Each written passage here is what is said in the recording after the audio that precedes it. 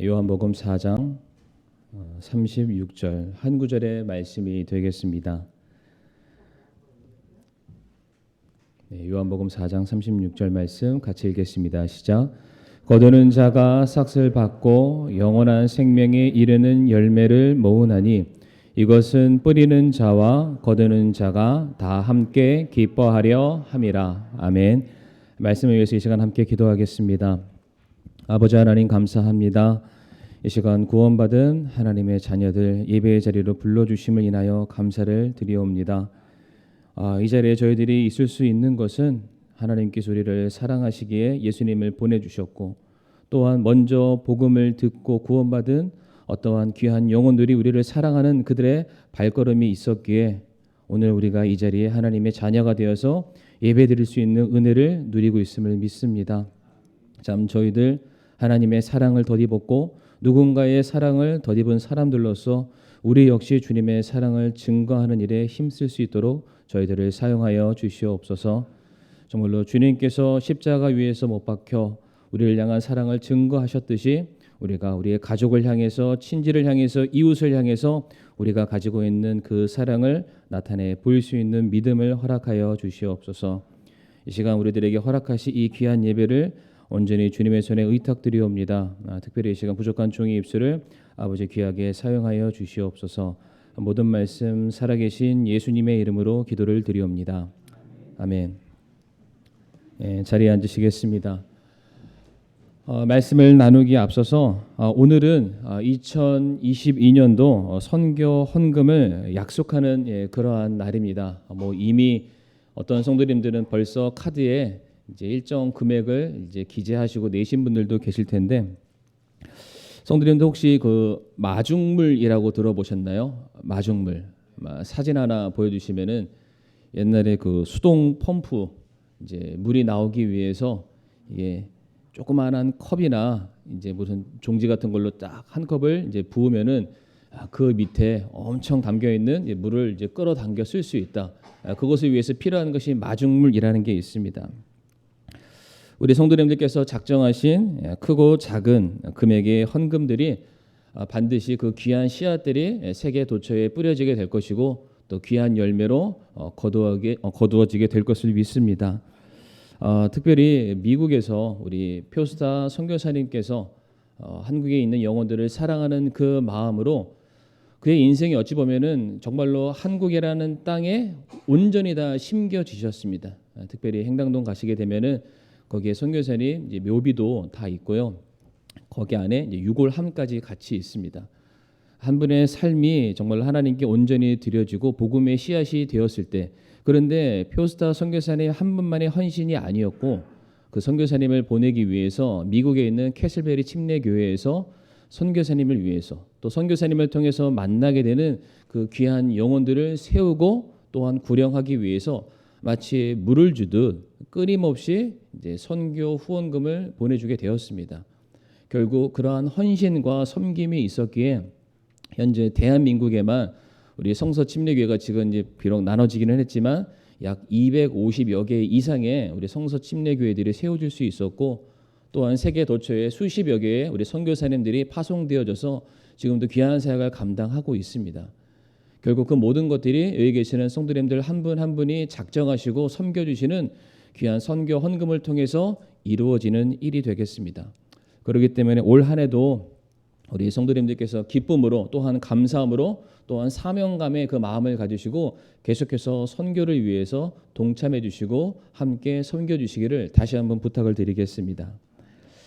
이 시간에 이제 요한복음 4장 36절 말씀을 통해서 사랑하면 전도합니다라는 제목으로 우리 성도님들과 함께 말씀을 나누길 원합니다. 우리 성도님들께서는 최근에 언제 전도를 혹시 해보셨습니까? 요즘 이제 코로나라는 이유로 인해서 저 역시나 누군가에게 복음을 전하는 일이 정말 쉽지 않고 심지어 예전처럼 길거리 지나가는 분들에게 전도지 한 장 나눠주는 것도 쉽지 않은 그러한 저희가 시기를 좀 지나고 있습니다. 물론 이런저런 이유가 있기 때문에 전도가 쉽지는 않지만 다시 한번 여쭤보겠습니다. 우리 성도님들께서는 혹시 최근에 언제 전도를 해 보셨습니까? 우리가 사랑하는 친구들이나 직장 동료, 우리 가족들, 학교 선후배들, 이웃들에게 복음을 전하게 되었을 때, 그래서 딱 한 번만이라도 좋으니까 우리에게 왔으면 좋겠다. 그래서 우리와 약속을 하고요.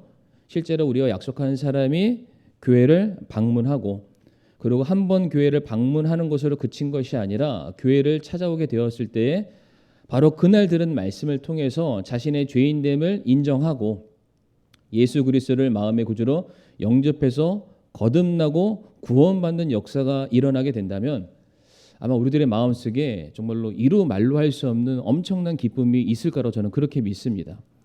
그래서 우리는 이러한 상황을 보고서 드디어 내가 한 전도가 성공했다, 열매를 맺었다, 우리가 이렇게 말할 수 있을 겁니다. 그런데 반대로 우리가 복음을 전하는 이 일에 대해서만큼은 열정은 동일하지만 우리가 누군가에게 복음을 전달했을 때 그 사람의 반응이 나 요즘 너무 바빠서 그러니까 우리 나중에 얘기를 하자, 이렇게 말을 하거나 내가 복음을 전했지만은 굉장히 냉담한 모습으로 반응을 하거나 심지어 어떠한 사람들은 내가 복음을 전하를 했을 때에 교회가 말이야 그래서 되겠어? 라는 뭔가 칼이선 날이선 그런 비판으로 다가오는 사람들의 모습을 바라보게 되었을 때에 참 우리들의 마음속에 전도가 실패했구나, 이러한 마음과 더불어서 때로는 낙심이 되고 참 슬플 때가 한두 번이 아닐 겁니다. 특별히 우리 성도님들, 전도가 성공과 실패라는 이 단어로만 놓고 보자면 우리 성도님들은 몇 승 몇 패이십니까? 몇 승 몇 패? 제가 봤을 때는 아마 전도는 연전연패가 더 많지 않나 생각을 해보게 됩니다. 아마도 내가 사랑하는 가족이나 이웃이나 친구들에게 복음을 전했는데 한 10번 전했는데 그 사람이 제가 전한 복음에 반응을 해서 교회를 오거나 구원받는다. 10번 정도? 성도님 이 정도면 거의 기적에 가깝습니다. 저희가 한 100번이나 1000번 만날 때마다 입이 아프게 교회 가자, 예수님 믿어라, 천국 가야지 이렇게 말을 해도 수십 년이라는 시간이 지나도 전혀 바뀌지 않는 그 영혼들의 모습을 바라보면서 우리 성도님들은 혹시 어떠한 마음을 가지시게 됩니까? 오늘 말씀을 보게 되면 예수님께서 우리에게 이렇게 말씀하셨는데요. 뿌리는 자와 거두는 자가 다 함께 기뻐하려 함이다라고 말씀을 하고 계십니다. 뿌리는 자, 거두는 자. 전도에 성공한 것은 성도님들 어디에 해당이 될까요? 거두는 것에 아마 해당이 될 수 있습니다. 그런데 뿌리는 것은 어디에 해당되냐면은 전도는 했지만 우리가 열매를 거두지 못하는 소위 말하는 전도가 실패했다. 이것이 어찌 보면은 뿌리는 것에 해당이 될 수가 있습니다. 물론 우리가 무엇인가를 거두기 위해서는 뿌리는 것이 선행되어야 됨이 맞습니다. 그러나 실상은 우리가 뿌리는 것보다 거두는 것을 더 많이 좋아하는 게 우리의 마음입니다. 늘 언제나 모든 것을 계산하고 수지타산을 따지는 우리들에게 있어서 받는 것 없이 무조건적으로 수고하고 베푸는 행위는 우리를 지치게 하고 낙심케 만들기 때문에 어쨌든 간에 우리가 찾아가서 복음을 전했을 때 내가 전한 이 복음 앞에서 이 사람이 당장 반응하고 예수님을 믿고 그의 삶이 변화되는 모습을 바라보기를 기대하는 마음들이 우리 모두에게 저는 다 있다고 믿습니다. 그러나 전도는 쉽지가 않습니다. 사람들에게 만나서 복음을 전했을 때 내가 기대하고 내 마음속에 가지고 있는 소원처럼 이 영혼들이 반응해 주지 않기 때문입니다. 그래서 뿌리는 것은 참 힘든 일이고요. 거두는 일은 참 즐거운 일입니다. 우리들의 입장에서. 그런데 오늘 본문에서 예수님께서 뭐라고 말씀하셨다고요? 거두는 것만 기쁜 것이 아니라 뿌리는 것도 동일하게 기뻐할 수 있음을 우리에게 말씀하고 계십니다. 성도님, 이게 뭘 얘기하는 걸까요? 우리가 생각하고 있는 전도에 대한 개념과 이해, 이게 예수님께서 우리에게 가르치시고자 하는 전도의 개념과 이해와는 무엇인가 차이가 있다는 겁니다. 우리는 무조건 나가서 전도지 10장 돌려주면 10명의 사람들이 교회 오기를 바라잖아요. 뿌린 만큼 돌아오기를 원합니다. 기브 앤 테이크를 원하는 게 우리의 마음이지만은 주님께서 말씀하시기를 설령 돌아오는 사람이 없다 할지라도 우리가 뿌리는 행위 자체도 우리가 동일하게 기뻐할 수 있음을 우리에게 가르쳐주고 계십니다.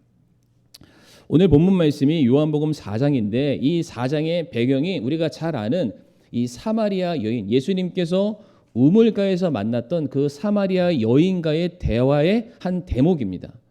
성도 여러분들, 지난 오후 말씀 혹시 기억하시는지요? 지난 오후 말씀에 예수님께서 사마리아 여인을 만나시고 그 여인과 대화하는 과정 속에서 이 여인이 예수님을 바라보는 시각, 시선, 인식이 바뀌는 것을 말씀을 드렸습니다.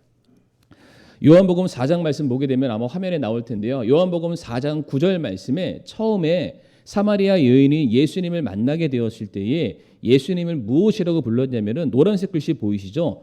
당신이라고 불렀습니다. 그러니까 예수님을 유대인의 한 남자로 쳐다봤고요. 그리고 사마리아 사람과 대화도 해서는 안 되고 소통할 수 없는, 그러기 때문에 좀 적대시하는 그런 마음으로 당신이 어째요 내게 물을 달라고 합니까? 라고 말하면서 예수님을 당신이라고 표현을 했습니다. 그런데 예수님께서 사마리아 여인과 대화를 나누는 과정 속에서 이 여인이 가지고 있는 영적인 그런 기갈이죠. 메마름, 궁금증을 하나 둘씩 해결해 주시기 시작합니다. 그러자 불과 2절 만에 요한복음 4장 11절 말씀 보게 되면은 이 여인이 예수님을 처음에 당신이라 했다 뭐로 부릅니까?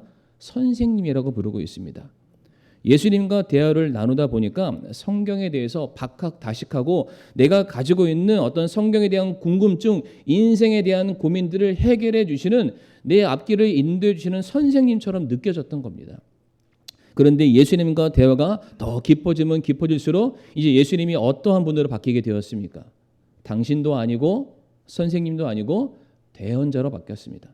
그러니까 단순히 어떤 지식으로서 나를 인도해 주시는 그러한 분이 아니라 정말로 진리의 말씀으로서 나를 올바른 곳으로 인도해 주시는 하나님께서 보내신 대언자와 같은 분이시구나. 그런데 이 여인이 또다시 그녀가 가지고 있었던 예배에 대한 궁금증의 문제를 예수님을 통해서 해결하게 되었을 때 결국 그녀가 가지고 있는 영적인 모든 고민들이 완벽하게 다 해결이 되었을 때에 이 여인이 요한복음 4장 29절에 예수님을 무엇이라고 고백했다고요?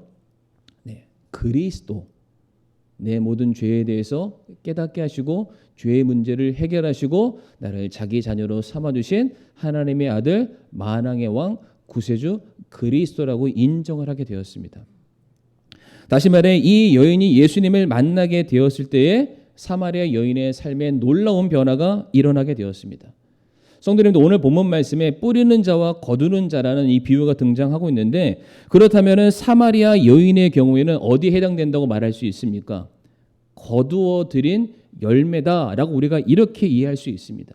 실제로 사마리아 여인은 예수님을 만나서 그의 삶이 변화되어서 예수님께 감사를 표현하는 사람으로 그의 삶이 입술의 고백이 바뀌게 되었고요. 또한 변화된 모습을 통해서 자신에게 속한 모든 사람들에게 그리스도를 당신들이 만나야 됩니다. 당신들도 내가 만났었던 주님을 만나셔야 됩니다. 이것을 선포하는 모습으로 그 여인의 삶이 변화함을 받게 되었습니다. 그러니까 예수님의 입장에서 사마리아 여인을 바라보면은 마음이 어떠한 마음이 드실까요? 흡족하시죠? 기쁘시죠? 변화된 한 여인, 구원받은 한 성도를 바라봤을 때 이 거두어들인 열매가 진짜다, 감사하고 기뻐하는 마음을 얼마든지 가질 수 있다는 것입니다. 그런데 오늘 본문 말씀이 뭐였다고요? 거두는 사람만 기뻐했습니까? 그렇지 않죠. 예수님께서는 분명히 말씀하셨습니다. 뿌리는 사람도 그 기쁨에 동참할 수 있음을 말씀하고 계셨습니다. 자, 그러면은 요한복음 4장에서 사마리아 여인이 거두는 자라면, 그러면 예수님께서 지금 말씀하시는 본문에 등장하지 아니하는 뿌리는 자 혹은 뿌리는 사람은 누구를 의미할까요? 저희가 지금 요한복음 4장 말씀을 보고 있는데 이 요한복음 4장 바로 앞인 요한복음 3장의 말씀을 보게 되면은 니고데모라는 한 사람이 등장하는 것을 발견할 수 있습니다. 바로 이 니고데모가 주님께서 지금 말씀하시는 뿌리는 자에 해당되는 사람이라는 것을 우리가 알 수가 있는데, 화면 하나 넘겨주시기 바랍니다. 네, 뿌리는 자 니고데모, 거두는 자 사마리아 여인. 지금 성경은 우리에게 의도적으로 요한복음 3장과 요한복음 4장에서 니고데모와 사마리아 이 두 사람을 대조해 나아가면서 주님께서 뿌리는 자와 거두는 자의 기쁨이 무엇인지를 지금 우리에게 설명하신다는 것을 우리가 말씀을 통해서 발견을 할 수가 있습니다. 우리가 먼저 니고데모에 대해서 간단하게 말씀을 드리자면은, 니고데모는 우리가 잘 아는 것처럼 산헤드린 공회의 의원이었자 말씀을 가르치는 사람, 성경에 대해서 박학다식한 사람뿐만 아니라 말씀대로 준행하기를 남보다 앞섰던 사람이 니고데모였습니다. 그런데 이와 같은 니고데모가 해결하지 못한 한 가지 그의 삶의 인생의 숙제가 무엇이었습니까? 영생의 문제는 그가 해결하지 못했습니다. 말씀대로 살았고 율법대로 지키기를 누구보다 힘써 살아왔지만 그의 마음속에 진정 내가 의인인가? 내가 하나님의 백성이 될 수 있는가? 내게 정말로 다함이 없는 영원한 생명이 내게 있는가? 이 부분에 대해서만큼은 스스로가 해결하지 못하는 인생의 궁금증을 가지고 한밤중에 예수님을 찾아가게 됩니다. 그리고 예수님께 찾아가서 요한복음 3장 2절 말씀 보게 되면 예수님, 아니 선생이시여 내가 어떻게 하여야 영생을 얻겠습니까? 라고 예수님께 질문을 던지게 됩니다. 이때 예수님께서 니고데모의 그 갈급한 마음을 보시고 이제 요한복음 이어지는 요한복음 3장 3절에 이렇게 그에게 답변을 해 주시게 됩니다. 예수님께서 그에게 응답하여 이르시되 진실로 진실로 내가 네게 이르노니 사람이 다시 태어나지 아니하면 하나님의 왕국을 볼 수 없느니라. 지금 니고데모 주님께 나아가서 주님 내가 어떻게 영생을 얻겠습니까? 라고 그가 질문을 던졌을 때 예수님께서는 말씀하시기를 네가 거듭나지 아니하면 하나님의 나라에 들어갈 수 없다. 다시 말해 네가 하나님의 자녀가 될 수 없다. 영생의 문제를 해결할 수 없다. 너는 반드시 거듭나야만 한다라고 말씀을 하셨습니다. 그런데 우리가 아는 것처럼 니고데모가 예수님 말씀을 듣고 나서 네 알겠습니다. 주님 제가 죄인임을 인정하고 주님을 내 구주로 모셔드리겠습니다. 이렇게 말하지 않았습니다. 니고데모 그때 예수님께 뭐라고 얘기했나요? 예수님 상식적으로 내가 어떻게 다시 어머니의 뱃속으로 들어가서 다시 나올 수 있겠습니까? 말도 안 되는 소리 하지 마세요 라고 하면서 그가 근심을 가지고 그가 왔던 길 그대로 돌아가게 되는 장면이 성경에 기록되어 있습니다. 자, 성도님들, 예수님께서 지금 니고데모에게 복음을 전하셨는데 니고데모가 어떻게 반응했습니까? 예수님의 말씀에 자신이 죄인임을 인정하고 예수님을 구주로 모셔드리고 구원받는 놀라운 삶이 그에게 있었습니까? 그렇지 않습니다. 그냥 왔던 그대로 여전히 그가 가지고 있는 영적인 숙제를 가지고 니고데모는 자기의 집으로 돌아가게 되었습니다. 만약에 성도님들 요한복음 3장으로만 그리고 니고데모만 성경에 기록되어 있었다면 우리는 어떠한 결론을 내릴 수밖에 없냐면 천하의 예수님도 전도에 실패하실 수밖에 없구나. 한 사람의 마음을 얻는 일들이 너무나도 힘들구나. 예수님께서 이와 같은 본을 우리에게 보여주시기 위해서 성도들아 지치지 말아라. 나도 실패하니까 너희들도 실패하는 거 실망하지 말아라. 우리가 아마도 이렇게 결론을 내릴지도 모르겠습니다. 그러나 중요한 것은 지금 우리가 보고 있는 이 요한복음 말씀이 우리에게 주고 있는 한 가지 키워드가 있는데요, 성도님들. 그게 무엇이냐면은 바로 변화라는 겁니다. 변화. 따라 보겠습니다. 변화. 예수님을 만나게 되거든 반드시 변할 수밖에 없다. 예수님을 그가 어떠한 모습으로 만났든지 간에 그가 어떠한 조건과 어떠한 상태와 어떠한 상황 가운데 그 사람이 있었을지는 모르겠지만 분명한 것은 누구든지 예수님을 만나게 되면은 반드시 변화하게 된다. 요한복음에 그래서 수많은 기적적인 사건들과 이적들이 기록이 되어 있는데 한결같이 예수님을 만나게 되었을 때 과거의 모습에서 새롭게 창조되어서 변화되는 모습을 요한복음이 우리들에게 기록해서 보여주고 있습니다. 화면 하나 넘겨주시게 되면은 어떠한 변화들이 등장을 하고 있습니까? 혼인잔치에서 평범했던 물이 예수님을 만나게 되었을 때에 극상품의 포도주로 변화되는 사건이 일어나게 되었습니다. 또한 베데스다의 연못에서 38년 동안 아무런 변화도 없었고 아무런 치유도 받지 못했었던 하반신 장애인인 그 걷지 못했던 사람이 예수님을 만나게 되었을 때에 죄의 문제를 해결받고 다시금 새롭게 걷게 되는 변화가 일어나게 되었습니다. 또한 보리떡 5개와 물고기 2마리가 예수님을 만나게 되었을 때에 남자만 5,000명, 2만 명이 훌쩍 넘는 수많은 사람들이 먹고도 남는 풍성한 변화가 일어나게 되었습니다. 또한 시각 장애인이 예수님을 만나게 되었을 때 그의 눈이 띄어지는 그런 변화가 생기게 되었고요. 또 예수님을 만났던 한 여인이 예수님이 누구신지를 정확하게 알게 되었을 때에 자기가 가지고 있는 그 향유 옥합, 한 여인이 결혼을 위해서 가지고 있는 가장 중요한 지참금인 그 자기의 가장 귀중한 소유를 주님 앞에 깨어드리는 가치관의 변화가 일어나는 것을 보여주고 있습니다. 심지어 예수님을 만나게 되었을 때에 죽었던 나사로 역시 다시 살아나게 되는 변화를 요한복음이 우리들에게 가르쳐주고 있습니다. 그리고 오늘 본문이죠. 결혼을 5번이나 하셨던 한 여인, 열등감에 사로잡혀 있었던 이 한 여인이 예수님을 만나게 되었을 때에 수많은 사람들이 부끄러워서 한낮에 땀을 뻘뻘 흘리면서 물동이를 이고 물을 떠왔던 한 여인이 예수님을 만나게 되었고 그의 인생의 문제가 완벽하게 해결함을 받게 되었을 때에 물동이를 던져놓고서 수많은 사람들에게 담대하게 복음을 전하는 한 사람으로 변화되는 것을 우리에게 가르쳐주고 있습니다. 성도님들, 계속해서 성경이 우리에게 무엇을 말해주고 있습니까? 한 사람이, 한 인생이 예수님을 만나게 되면은 변할 수밖에 없다. 이 사람이 어떠한 상태에 있었든지 어떠한 조건에 있었든지 어떠한 마음밭이 있었든지 이런 것은 중요하지 않다는 겁니다.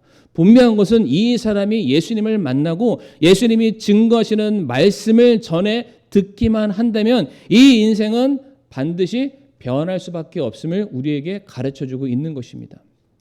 특별히 제가 요한복음 3장에서의 니고데모, 요한복음 4장에서의 사마리아 여인이 서로 지금 비교 대조되고 있다라고 말씀을 드렸는데 참 재미난 것은 두 사람을 갖다 붙이면은 너무나도 극명하게 대조가 되고 있는 조건들을 우리가 발견할 수가 있습니다.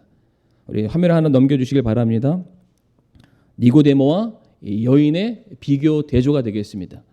한 사람은 남자였죠. 한 사람은 여자였습니다. 한 사람은 그의 이름이 밝혀졌지만 한 사람은 여전히 그의 이름이 밝혀지지 않는 무명의 사람으로 드러나고 있습니다.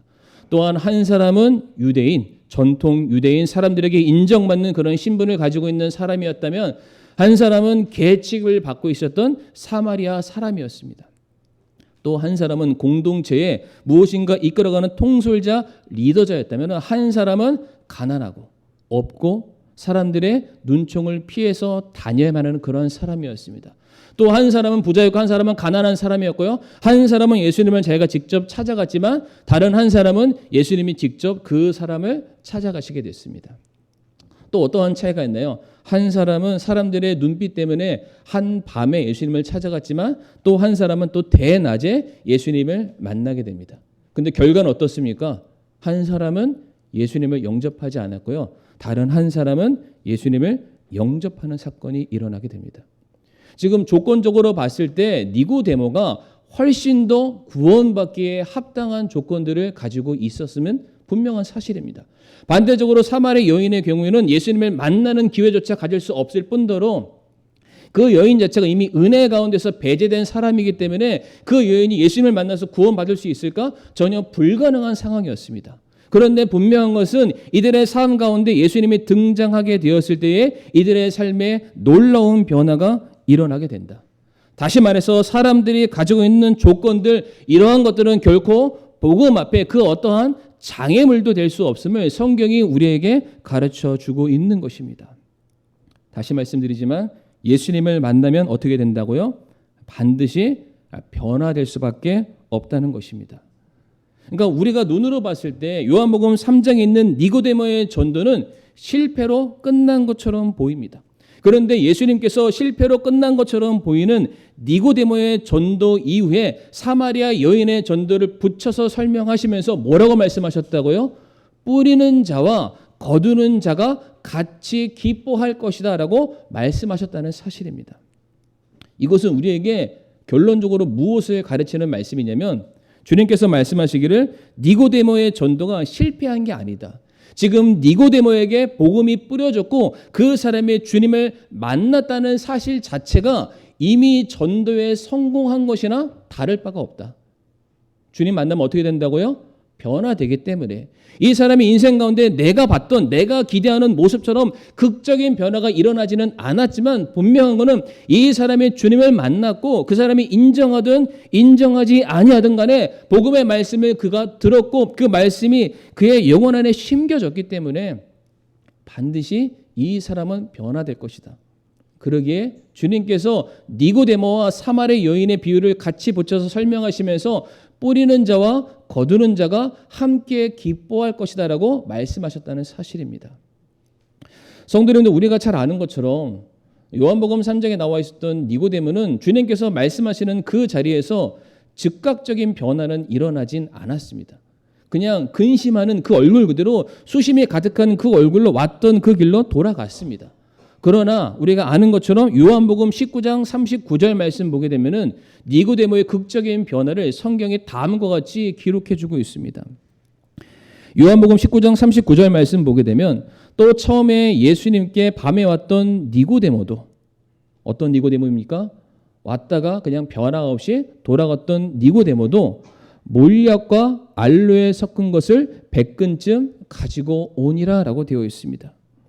예수님께서 십자가에 못 박혀 돌아가시는 이 사건 전후로 예수님을 사랑한다, 예수님을 따른다, 구주라고 고백했었던 12제자 중에 요한을 제외하고 모든 제자들은 다 도망갔습니다. 왜 도망갔나요? 여기 남아있다가 자신들의 목숨도 예수님처럼 십자가에 못 박혀 죽어서 이슬처럼 사라질 것을 두려워하는 마음에 모두가 다 도망간 그러한 상황이었습니다. 그런데 이와 같은 상황 가운데 이 니고데모가 전혀 뜻밖의 행동을 했다는 것을 우리가 너무 잘 알고 있죠. 모두가 사형받아 마땅하다고 낙인 찍힌 예수님을 향해서 내가 그분의 장례를 내가 인도하기를 원합니다라고 그냥 뜬금없이 나타났다는 겁니다. 그리고 이때 니고데모가 가져왔던 몰약과 알로에 섞은 향료 100근은 성도님들 잘 아시죠? 왕의 장례를 위해서 반드시 준비가 되어야 되는 예품들입니다. 그러니까 지금 니고데모가 무엇을 말하고 있습니까? 비록 요한복음 3장에서는 내가 그 자리에서 예수님을 인정하지 않았지만 주님께서 말씀을 통해서 니고데모의 그 마음속에 생명의 씨앗의 복음을 심겨주셨습니다. 그 말씀이 그 안에서 작용하고 뿌리 내리고 자라가는 데 시간이 필요했다는 겁니다.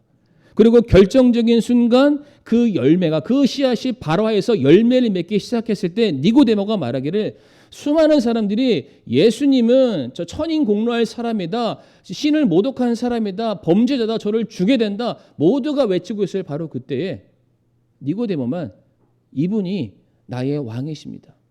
이분이 나의 구세주이십니다. 내가 이분을 섬기길 원합니다. 이분으로 말미암아 내가 구원받아 내가 하나님의 자녀가 될 수 있습니다. 이 소식을 모든 사람들이 부인하고 있는 그 현장 가운데 떳떳하게 선포하는 사람으로 변화가 되었다는 것입니다. 왜 그렇습니까? 니고데모가 혼자 고민했기 때문에 그가 구원받았습니까? 그렇지 않습니다. 우리가 잘 아는 것처럼 이 사람이 주님을 만났기 때문에, 예수님께서 그에게 전해주신 생명의 말씀이 있었기 때문에 니고데모의 삶이 변함을 받게 되었던 것입니다. 바로 그런 차원에서 예수님께서 니고데모에게 복음의 말씀을 전하시고 난 그 이후 그가 쓸쓸히 돌아가는 모습을, 그의 뒷모습을 예수님은 바라보셨지만은 니고데모를 향해서 뭐라고 말씀하셨냐면은 뿌리는 자에게도 동일한 기쁨이 있다라고 말씀을 하셨다는 사실입니다. 사랑하는 성도님들, 우리가 복음을 전할 때에 참 복음을 전하는 게 쉽지 않다는 거 너무 잘 알고 있습니다. 근데 우리가 복음을 전했을 때에 성경에 나와 있는 그 수많은 위대한 인물들처럼 몇 마디만 딱 하면 수천 명의 사람들이 구원받으면 얼마나 좋겠습니까? 우리 성도님들도 우리가 지금 사도행전 말씀을 보고 있는데 베드로처럼 한번 딱 나가면은 2,000명이 구원받고, 한번 딱 나가면 3,000명이 구원받고, 한번 딱 나가면은 한 30년 동안 예수님을 죽어라 도망치던 그 사람이 내가 전하는 그 복음의 메시지 앞에 막 눈물을 흘리면서 그래 내가 교회 갈게, 예수님 믿을게, 이렇게 하면은 얼마나 기분이 좋겠습니까? 근데 사실상 우리가 바라고 기대하는 모습들보다는 냉소적이고 냉담하고 오히려 부정적인 반응으로 다가오는 것이 우리의 현실이기도 합니다. 그런데 성도님들, 오늘 말씀을 통해서 우리가 기억할 것이 무엇이냐면은 지금 예수님께서 복음에 대해서 설명을 하실 때 뿌리는 것과 거두는 것, 즉 복음을 무엇에 비유하고 계시냐면은 농사에 비유를 하고 계시다는 겁니다. 그러니까 우리의 마음과 바람은 무조건 거두는 것만 바라잖아요. 당장 따먹고 그것을 취해서 내 배가 부르는 것만을 기대하는 게 우리의 마음이지만 주님께서 우리에게 말씀하실 때 복음이라는 것은 나의 자녀들아 과정이 필요하단다라고 말씀하고 계십니다. 씨앗을 심기 위해서 먼저 뭘 해야 됩니까? 먼저 땅을 일구는 과정들이 필요하다는 겁니다. 땅을 일구고 난 그 다음에는 씨앗을 심는 과정들도 필요하고요. 씨앗이 심겨졌다면은 그 위에 누군가는 물 주는 사람들도 필요하다는 겁니다. 또한 그것이 일정한 시간 속에서 자라가는 것을 옆에서 지그시 바라보는 그런 인내의 시간들도 필요하고요. 그것이 다 자라게 되었을 때의 정확한 타이밍에 그것을 따오는 그런 과정들도 필요함을 말씀해 주고 계십니다. 다시 말해 뿌리는 자와 거두는 자라는 것은 어떠한 한 대상만 있음을 말씀하시는 것이 아니라 이 모든 것들이 하나가 되었을 때에만 우리가 그것을 취할 수 있는 기쁨이자 감사의 열매라는 것을 우리에게 가르쳐 주시는 겁니다.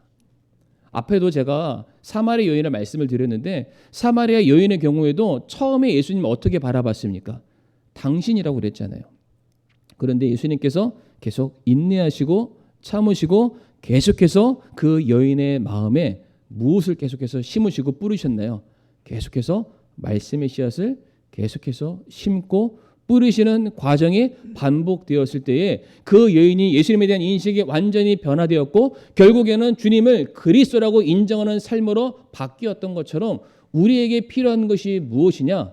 뿌리는 과정과 기다리는 과정과 거두는 과정들이 필요하다는 사실입니다. 성도님들, 오늘 제가 설교 제목 혹시 뭔지 기억하시나요? 오늘 설교 제목 사랑하면 전도합니다. 사랑하면 전도합니다. 여기 제목 보이시죠? 사랑하면 전도합니다. 실제 이런 책이 있고 이 제목에서 제가 따와서 설교 제목을 짓게 되었는데 이 책을 보게 되면 이러한 문장이 있습니다. 어떠한 문장이냐면 전도하는 사람들이 전도를 받는 대상자의 영적인 상태나 상황을 고려하지 않은 채 너무 성급하게 때때로 무례하게 자신이 가지고 있는 열정에 사로잡혀서 나는 복음을 전했으니까 네가 믿든지 안 믿든지 둘 중에 하나 결단해라 이런 식으로 접근들을 참 많이 한다는 겁니다. 물론 이것도 충분히 이해되는 것 중에 하나가 무엇이냐면 우리가 지금 만나고 있는 이 잃어버린 영혼들을 우리가 다음 주에 또다시 만날 거라는 보장이 없잖아요. 그러니까 한번 교회에 왔을 때 내가 한번 만날 수 있는 이 접촉점을 찾게 되었을 때 그래도 어떻게 해서든 복음을 전하는 그 일에 우리가 사력을 다할 수밖에 없습니다. 그러다 보니까 이 책에 나온 그대로 때로는 무례하게 때로는 이 사람의 영적인 상태를 고려하지 않은 채 마치 막 따발총을 쏘는 것처럼 따따따따따 믿으세요 죄인입니다 천국 가세요 이런 식으로 말하고 오케이 yes or no 이런 식으로 얘기를 해서 그 자리에서 어떻게 받아들이는지를 보고 구원받으면은 오케이 전도에 성공했고 구원받지 않으면은 마이너스 전도에 실패했어 이런 식으로 규정하는 모습들이 우리에게 참 많다는 겁니다. 그런데 여기에서 이 책에서 강조하는 것 중에 하나가 무엇이냐면 전도가 무조건 플러스와 마이너스만 있는 것은 아니라는 겁니다. 내가 복음을 전했을 때 반응해야만 무조건 잘된 거고 반응하지 않는다고 해서 실패하고 잘못된 일이 아니라는 것을 말해주고 있습니다. 그러니까 예를 들어서 이 책에서 강조하는 바가 뭐였냐면은 플러스 마이너스 단순히 이 이분법으로 나눈 것이 아니라 마이너스도 등급이 있다는 겁니다. 마이너스도. 그러니까 예수님을 거부하는 것에 대해서도 등급이 있다는 거죠. 그러니까 아예 복음에 대해서 무지한 사람들이 있습니다. 이러한 사람들이 이 책에서는 마이너스 10이라고 둡니다. 근데 이러한 사람들에게 내가 한번 찾아가서 관계를 맺잖아요. 그러니까 이 사람한테 내가 아무리 복음을 잘 설명해도 이해 못하는데 어쨌든 내가 이 사람과 만나서 친분을 맺는 그 과정을 맺게 된다면 이 사람은 마이너스 10에서 어디로 옮겨졌냐면은 마이너스 8로 옮겨진 겁니다. 왜 그럴까요? 이제 나라는 사람과 접촉점이 생겼으니까 어쨌든 간에 나를 통해서 한 번 더 교회에 대해서 한 번 더 성경에 대해서 한 번 더 복음에 대해서 들을 수 있는 기회를 얻은 거잖아요. 세상 어디 가서도 그런 말씀 들을 수 없는데 나라는 사람과 관계를 맺음으로 말미암아 예수님에 대해서 들을 수 있는 기회를 얻었기 때문에 이 사람은 마이너스 10에서 마이너스 8로 옮겨진 겁니다. 산술적인 계산으로 마이너스이지만은 플러스 2가 되어서 이제 정말로 구원받는 길로 향하고 있다는 거죠. 그리고 이 사람에게 내가 계속해서 만남을 가지면서 이 사람에게 복음을 한 번 전할 거, 두 번 전하고, 두 번 전할 거, 세 번 전하고 이 사람이 가지고 있는 어떤 교회에 대한 궁금증, 어떤 질문들, 그가 가지고 있는 인생의 고민들을 들어줌으로 말미암아 내가 한 번이라도 더 이 사람에게 성경을 소개하고 예수님을 증거할 수 있는 기회를 얻게 되었다. 마이너스 8에서 마이너스 5로 옮겨진다는 겁니다. 성도님들, 여전히 이 사람 구원받았습니까? 구원 못 받았습니까? 구원받지 못했죠. 그럼에도 불구하고 한 걸음 더 어디로 향하고 있습니까? 구원의 길로 다가고 있는 지금 전도에 성공하고 있다는 겁니다. 마지막으로도 이 사람에게 이제 계속해서 복음을 전했을 때, 그래 드디어 마음 문이 열려서 내가 다음 주에 교회 갈게, 이제 마이너스 1까지 온 겁니다. 아직까지 교회로 온 건 아니죠. 아직까지 예수님 영접한 건 아닙니다. 아직까지 자기가 죄인이라는 것을 인정하지 않았습니다. 그럼에도 불구하고 이 사람이 전혀 주님을 알지 못했던 상황에서 그래도 복음을 듣는 사람이 되었고, 그 들은 복음 앞에 반응하기 위해서 그의 마음문이 활짝 열렸기 때문에 뭐라고 볼 수 있습니까? 전도에 성공한 것이다. 왜 이런 말씀을 드리냐면은, 우리는 그동안 너무나도 이 전도에 대해서 내가 복음을 전했을 때 반응하면은 성공한 거, 반응하지 않으면은 실패한 거. 그러니까 실패했으니까 이 사람은 제쳐두고 또 다른 사람에게 똑같은 방법으로 내가 전한 이 말씀을 네가 받아들여야 돼, 인정해야 돼, 이런 식으로 접근할 때가 참 많다는 겁니다. 그래서 분명 이 사람이 마이너스 10에서 마이너스 8로 왔는데 이 변화된 사실에 대해서 우리가 발견하지 못하고, 이 사람은 가능이 없어, 가망이 없어, 희망이 없어. 우리가 더 이상 이 사람에게 복음을 전하지 않게 된다면 이 사람은 충분히 변화되어서 구원받을 수 있는 그런 길이 열려 있음에도 불구하고 우리가 스스로 자단해서 그 기회를 없애버리고 있다는 겁니다. 그런데 성도님들, 오늘 본문에서 주님이 뭐라고 말씀하셨습니까? 거두는 자만 기쁜 것이 아니라고 말씀하고 계십니다. 뿌리는 자. 뿌린다는 게 씨앗도 뿌리지만은 물도 계속 주는 겁니다. 자라날 때까지 기다리는 겁니다. 계속해서 기다리면은 그들의 심령 가운데 심겨진 생명의 말씀이 능력이 있기 때문에, 살아 역사하기 때문에 그 말씀이 그의 영혼을 찔러 쪼개고 그의 모든 죄에 대해서 폭로시키고 결국에는 그 말씀 앞에 무릎 꿇도록 만들게 되어 있기 때문에 주님께서 우리들에게 말씀하시기를 거두지 못한다고 낙심하지 말아라. 뿌리는 자에게 반드시 기쁨이 있을 것이다 라고 말씀하고 계시다는 겁니다. 성도님들, 첫 술에 배부를 수는 없습니다. 우리가 누군가에게 복음을 전했다면 성도님들, 우리가 무엇을 기대하고 무엇을 믿어야 됩니까? 반드시 이 사람이 변화될 것이다. 우리가 할 일은 이 사람이 지금 마이너스 10에 있는지 마이너스 8에 있는지 마이너스 5에 있는지 우리 모르잖아요. 그러니까 계속해서 그 사람을 만나고 우리가 해야 될 일, 계속해서 복음에 물을 주고 씨앗을 뿌리는 일이 우리들의 사명이자 숙제라는 것입니다. 우리가 이 일만 그치지 않는다면, 이 일만 포기하지 않는다면 성도님들, 단언컨대 오늘 주님께서 우리에게 말씀하셨던 것처럼 뿌리는 자와 거두는 자가 함께 기쁨을 누릴 것이다. 우리가 이 은혜를 경험하게 될 것을 저는 믿습니다. 그래서 우리 성도님들, 참 열심을 다해서 복음을 전했지만은 냉담하게 반응하는 수많은 사람들의 그 얼굴만 보지 마시고요. 이 사람이 정말로 주님을 만나기만 한다면, 내가 이 사람이 주님을 만날 수 있는 통로로 사용이 될 수만 있다면, 그 관계점만 끊어지지 않는다면은 반드시 이 인생을 하나님께서 천하보다 더 귀하게 여기시는 이 사람을 반드시 구원시켜 주실 것이라는 그 믿음을 가지시고 계속해서 복음의 씨앗을 뿌리시는 저와 성도님들이 될 수 있기를 간절히 바랍니다. 이 시간 머리 숙여 함께 기도하도록 하겠습니다.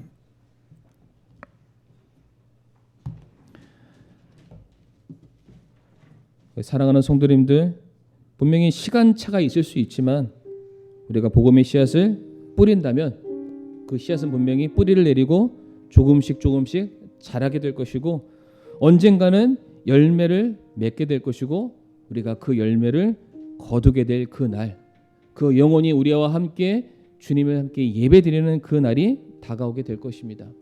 그렇기 때문에 성도님들, 포기하지 마시고 계속해서 복음의 씨앗을 뿌리는 그 일에 내가 귀하게 사용될 수 있게 해달라고, 내가 포기하지 않게 해달라고, 그 영혼 내가 계속해서 더 많이 사랑할 수 있게 해달라고 이 시간 우리가 머리 숙여 하나님께 기도하도록 하겠습니다.